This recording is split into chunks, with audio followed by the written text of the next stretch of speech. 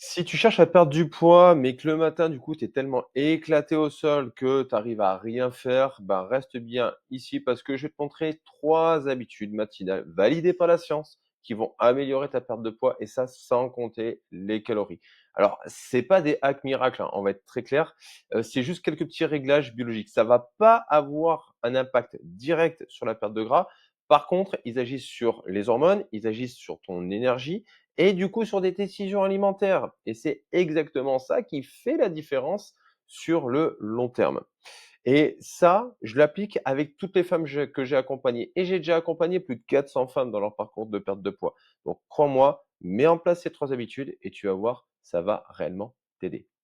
La première habitude, c'est vraiment le fait que tu vas déjeuner, d'accord?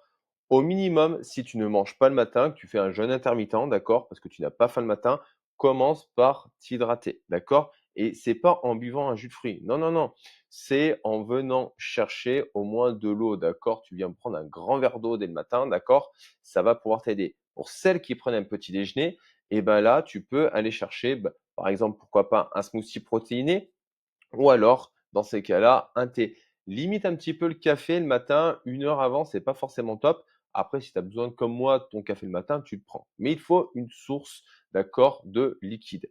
Le fait d'être déshydraté le matin, ce qui est tout à fait normal, hein, tu as respiré, tu as bavé, tu as ronflé, d'accord, toute la nuit pendant 8 heures, bah, tu es légèrement déshydraté. Le fait d'être déshydraté, ça va augmenter la faim, ça va diminuer l'énergie et en plus, ça va déréguler du coup tes sensations de faim. Donc, beaucoup de personnes confondent la soif et la faim, et ça, surtout le matin.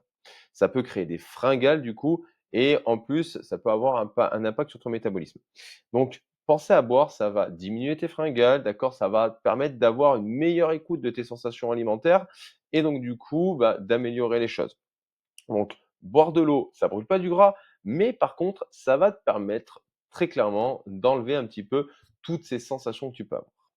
Si tu prends ton petit déjeuner, et ben là, moi, ce que je te conseille, c'est de rajouter ben, une source de protéines et une source de lipides.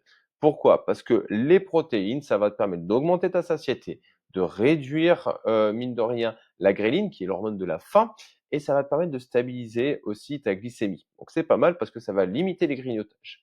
Le fait d'apporter des lipides, ça va te permettre de ralentir ta digestion, de prolonger ta satiété et de stabiliser de nouveau la glycémie.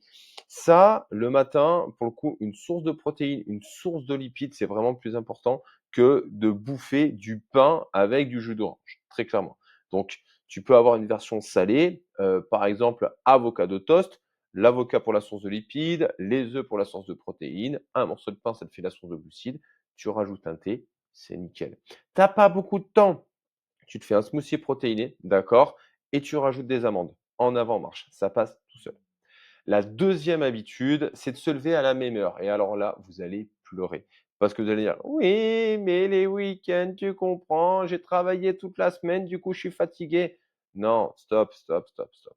Écoute, c'est pas parce que tu es fatigué de la semaine. Non, c'est parce que le vendredi soir, tu viens te coucher plus tard, tu viens glander devant la télé ou tu as bouffé un afterwork ou je sais pas. Donc, du coup, qu'est-ce qui se passe? Tu te lèves plus tard parce que tu es éclaté au sol, point barre, OK? Mais le problème, c'est que dans ton corps, ça te fait un jet lag, hein? Et donc du coup, c'est comme si tu avais fait, 4 heures de décalage horaire. Lui, il comprend plus rien et le lundi matin, qu'est-ce qui se passe? Quand tu es sur ton pic de bonne résolution, bah, tu es éclaté au sol et tu ne peux rien faire et donc du coup, tu dis: «Ouah, allez, on attendra demain». Non et du coup, ça va pas, OK? Ton corps, il fonctionne avec une horloge interne qu'on appelle le rythme circadien, OK? Et si tu viens la dérégler, ça vient tout dérégler dans ton corps. Tes hormones de faim, du coup, ça augmente ton appétit, donc du coup, ben, tu viens péter la dalle et tu viens manger encore plus. Ça peut aussi avoir un impact aussi sur ta sensibilité à l'insuline, donc du coup, tu vas faire des pics d'insuline à longueur de temps, ce qui peut de nouveau augmenter ta faim. Donc tu comprends bien qu'à un moment donné, tu te sens fatigué, tu bouffes encore plus, tes choix alimentaires vont être complètement pourris, ça va pas le faire, OK? Une personne qui a des rythmes de réveil réguliers, c'est une personne, pour le coup, qui va manger beaucoup plus facilement, OK, beaucoup plus régulièrement, qui va avoir moins de fringales et donc du coup, sur le long terme, va perdre du poids. D'accord? Donc, c'est pas un manque de volonté. Souvent, on me dit ça: «Non, mais c'est que j'ai pas la volonté». Non, non, non. c'est pas un manque de volonté, c'est que ton corps, à un moment donné, si il vient lutter sur quelque chose, comme de la fatigue chronique parce que le week-end tu fais n'importe quoi, bah, c'est normal que du coup tu fais n'importe quoi. OK? Heu, le lundi, normalement, tu dois pas être plus fatigué que les autres jours et ça passe par avoir un rythme de réveil identique. Tu as fait la fête vendredi? Lève-toi à la même heure. Assume et tu verras en plus, ça va améliorer ton sommeil le soir. OK?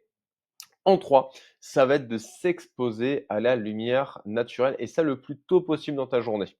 Alors, tu vas me dire: «Ouais, là, en cette saison, c'est un peu la merde». Je vais pas te le cacher, c'est la merde, OK? Le soleil, il se lève pas avant 8h20, donc du coup, bon, on est déjà levé depuis un petit moment, surtout quand on bosse. Mais la lumière naturelle le matin, elle est vraiment importante parce qu'elle va te permettre de synchroniser ton horloge biologique. C'est pas parce que tu ne vois pas les rayons du soleil qu'ils sont pas comment ils ont pas commencé à arriver, OK?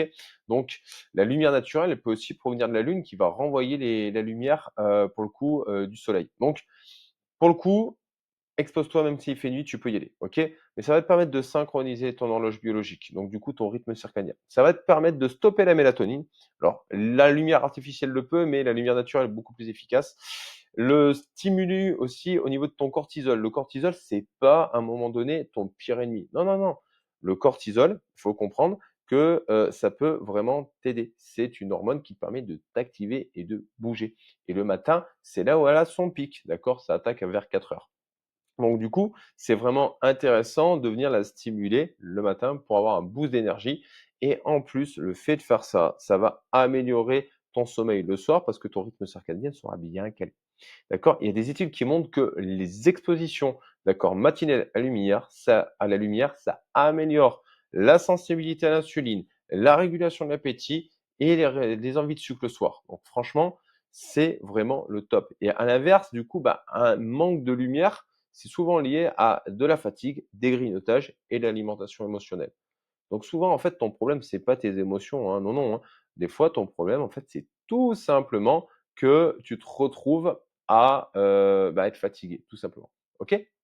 Donc pour le coup, un impact sur ta perte de poids, c'est qu'un meilleur sommeil, c'est plus de motivation, ça va être moins de compulsions et automatiquement, ça va être plus de résultats. Et pour le coup, je te demande pas de dire, «Ouais, on y va pendant 3 plombes». Non, non, non, non. On prend 5 minutes, 10 minutes, 15 minutes, c'est tout, OK? Et tu verras, ça va vraiment changer. Ces 3 habitudes, très sincèrement, elles réduisent pas directement les calories que tu avales. Mais par contre, elles vont agir sur tes hormones, elles vont agir sur ton énergie, elles vont agir sur ta clarté mentale et donc du coup sur tes comportements. Si tu agis sur tes comportements et surtout tes comportements alimentaires, bah, en fait, tu auras pas besoin de compter tes calories. Ça va se faire naturellement les choses. Et c'est exactement ce qui manque, pour le coup, à 90 des méthodes et des plans. C'est simplement qu'on n'agit pas sur les comportements, on agit uniquement sur des facteurs clés. Et quand tu es cramé, eh ben, tes calories, tu en as rien à battre. Donc, il faut comprendre pour pouvoir agir. OK? Donc, si tu veux qu'on applique ces principes de façon personnalisée, hein, hésite pas, pour le coup, sans régime, sans culpabilité, tu peux prendre un rendez-vous avec moi. J'ai un challenge de 21 jours qui est complètement gratuit où je t'explique tous les fondamentaux de la perte de poids. Ça passe de tes comportements à l'alimentation, au sport, je te donne tout. OK? Donc, même si on ne travaille pas ensemble par la suite, tu auras vraiment des solutions. Donc, n'hésite pas, clique sur le premier lien en description, rejoins-moi sur un challenge et vois ce que ça donne. Dans tous les cas, les filles, rappelez-vous des choses, d'accord? Pour pouvoir réussir, ça commence dès le matin.